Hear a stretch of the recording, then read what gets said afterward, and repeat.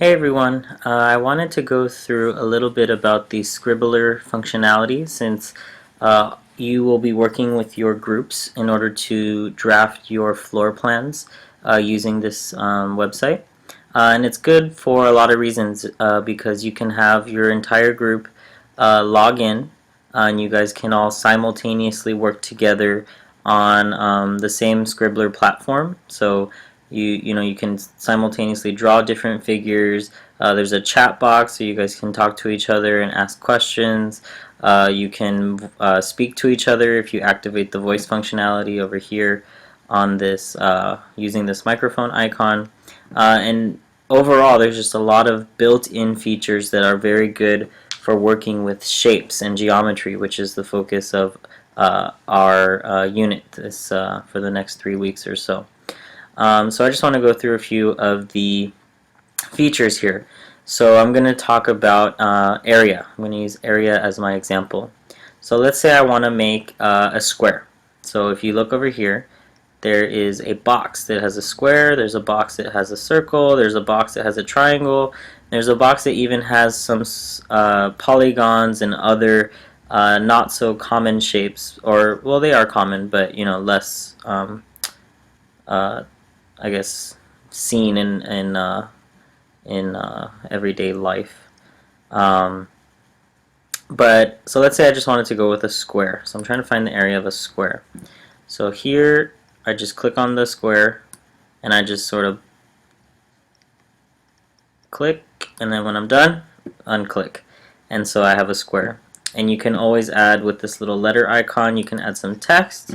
And let's say I want to talk about the dimensions here. So I'm saying that this rectangle is 10 feet.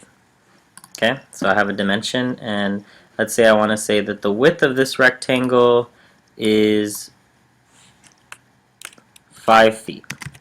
Again, this is all hypothetical. You will be much more specific and precise when you do your floor plans.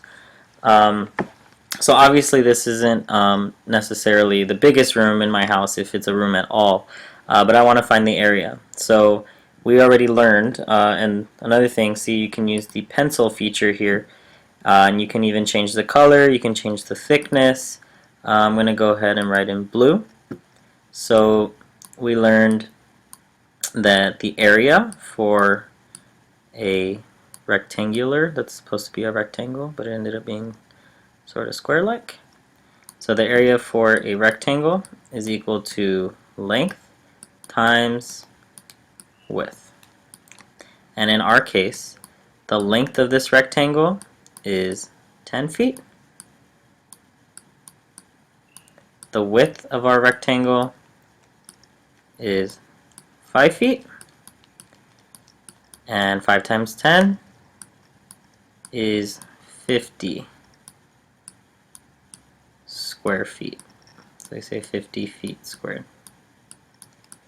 Okay, so that's basically some cool features that you can use. You can also flip things, you can delete, erase, mirror things, edit, take a snapshot. But the one thing I want to show you, so first of all, I'm going to use the clear page. So I'm just going to wipe my page clean. Am I sure? Yes. And the one that I think is going to be especially useful for you is this toggle grid. So if you click on the toggle grid, it gives you much more precision when you're making your floor plans. So let's say I want to use each box as a foot, or every 2 boxes as a foot. So then I'll make a line, and then if I count, I have 1 box, 2 boxes, 3 boxes, 4 boxes, 5, 6, 7, 8 boxes. And so let's say I say each box is a foot. Oh, sorry, it's a little less. Sorry, it's supposed to go up to there. Alright, there we go. So now we have 8 boxes. And if I say every box is a foot, then again we can label this. We can say, hey, here's 8 feet. Then I can click on the line again, make another box. That one is 1, 2, 3, 4, 5, 6, 7, 8, 9, 10, 11, 12.